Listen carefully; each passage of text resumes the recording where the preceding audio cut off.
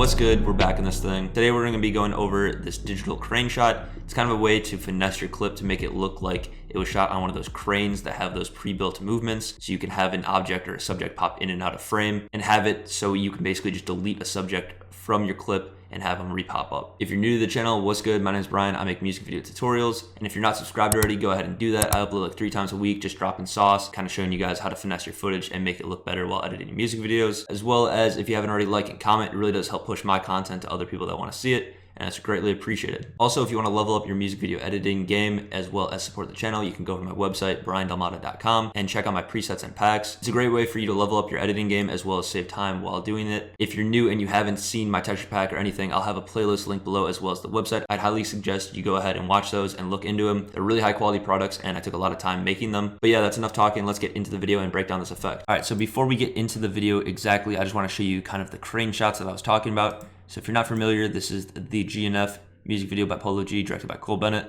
And you can see this crane kind of moves in and has these camera movements, and you know, the background pops in with the car and then these group of people back here. So basically what's going on here is they have this crane that does these pre-built in movements with the camera. So basically it's doing 3 different takes here, one with just Polo G, one with the car and Polo G, and then one with Polo G and all these people back here. And since it does the exact same movements, you're able to mask out the subjects and have it work seamlessly. And I'm going to be showing you a digital version of it. Obviously, it all depends on your footage and what you have to work with, but I think this is a good way to finesse it and kind of have a similar look. It's pretty cool and really not that noticeable that it's done digital. So basically, I'll show you what I have here in After Effects. This is a clip from the His and Hers music video of Uzi, Don T, and Gunna here. And what I did is I replaced the background here. You can see it's a little glitched out, but when you're playing the clip at full speed, not many people are going to notice this. Basically, I masked out Gunna here, and then I have him pop in. And I'll be showing you other ways to sell the effect by adding flashes, blurs, all that stuff. And as you can see, it looks really good actually for just having this clip by itself. And you can see even with a complex background like this, it's possible with all the leaves, the smoke, all this stuff. Because when you play it at full-time speed, you're not really going to notice it. You're already looking at Uzi here. Your attention is focused on Uzi, your eyes attracted that way, and then you finally shift over your attention once Gunna pops up. So the first thing you want to do is you want to just find the clip that you want this effect to take place on. For us, it's going to be the same clip that I just showed you, and I'm going to press B and N just to trim the work area to this exact clip, and go ahead and right click on the timeline here and go to trim comp to work area. That way we can just focus on just this one clip. And then I'm just going to delete these 2 layers because I just want to do this one clip anyways. And then I'm going to go up here to the pen tool, and I'm just going to do a mask around Gunna.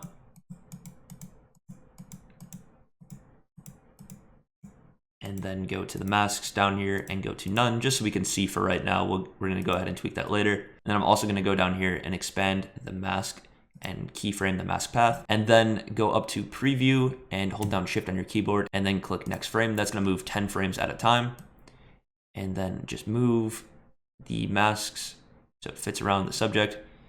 If you want to select a certain point, you can press shift on your keyboard while clicking on that point, and then it's going to allow you to tweak that one in specific.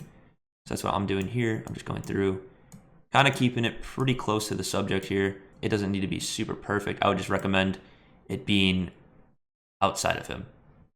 And then go 10 frames again. And then once you go through and keyframe the whole thing, I'm going to go ahead and go to subtract, and then just make sure that Gunna doesn't pop out of the line anywhere here. So for example, right here, I'm just going to move it up a little bit more and go through and make sure it all looks good. Then once you've gone through and made sure the mask is perfect, go ahead and go to the right hand side and go to content aware fill. If you don't see that, you can go up to window up here and go to content aware fill, click that, make sure it's checked, and it should pop up somewhere on your screen. And then for us, make sure you're selected on the clip. You can play with the alpha expansion, basically just how far it creates an extra fill over. You can play with the fill method. For us, we're going to do object. I think it's the best for removing the background here, as well as turn the lighting correction to strong. These are all things that you might have to play around with depending on your clip and depending on, you know, how complex the background is, all that stuff. So you're probably not going to get it right the first time. It might look a little weird, and that's just all playing with alpha expansions, all that stuff. Feather down here, the lighting correction, and the different fill methods. And it does take a little bit of time, but once you get it done right, it is worth it. And then go ahead and click generate fill. It's gonna go ahead and analyze your clip, and then go ahead and once it goes through that, it'll say rendering.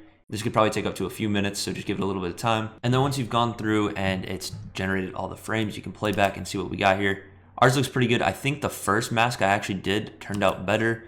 It's always going to be a little different every time you generate the fill because it's just using AI to know what to fill. As you can see, it kind of got a little bit of Uzi's jacket. If we really wanted to, we could probably mask out this again and generate it. But for the second tutorial, I think it looks pretty good, and the attention is going to be on Uzi when you first get on the clip anyways, so you will barely even see this, and by the time Gunna pops up, it already will fix it. So for us, I think this is good. And then for having someone pop back up, it's pretty simple. I would just recommend maybe doing it and syncing it to the song. So if there's like a kick or a snare or something that you want to have it pop up to, I would just recommend doing that. I think we're just going to do something around here because we don't have any audio. Just duplicate that layer of the video playback, bring it above the clip, and then I'm going to just remove the masks here and then just bring it so there's no video footage over here, and then it just goes back to the normal clip. So you can see if we play it here, it kind of pops up. Maybe I'll do it a little bit back further when he has his hand up like that. I think that looks pretty cool. And then honestly, you could leave the effect alone like this. There's a lot of other things you can do to finesse the clip and make it look a little bit better. You can add glows, flashes, all that stuff, but I'm actually going to go ahead and highlight all these clips and then go ahead and click pre-compose. And then I'm just gonna add some camera movement to that.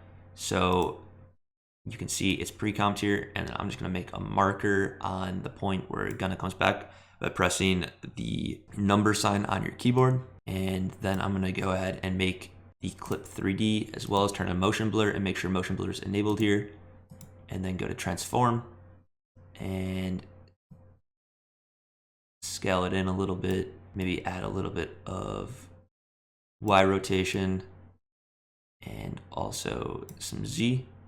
And then go ahead and keyframe all of those that you moved. You can do whatever, you don't have to do it at all. Really, whatever you think looks cool. I'm just basically adding some artificial movement to it, kind of like if it was a crane, just so it looks a little bit smoother. And then go to the last frame, and you can control click on all these things that you just keyframed and go ahead and click reset. I'm gonna highlight all of them and click F9 or right click and go to keyframe assistant, easy ease, just makes it a little smoother. And now you can see there's a little bit of that camera movement. It's not even really that noticeable, but it does help sell the effect a little bit more. And it kind of hides this over here to the left. You could probably even go a little bit more crazy with the scale. That way it really hides it. But I think I'm good with how it was. And then some other things you can do is right click down here in the bottom left, go to new adjustment layer. And then I'm just gonna go ahead and type in contrast and drag on brightness and contrast, keyframe the brightness to 150 here, go back 2 frames, bring it to 0, and then go 2 frames to the right and bring it to 0.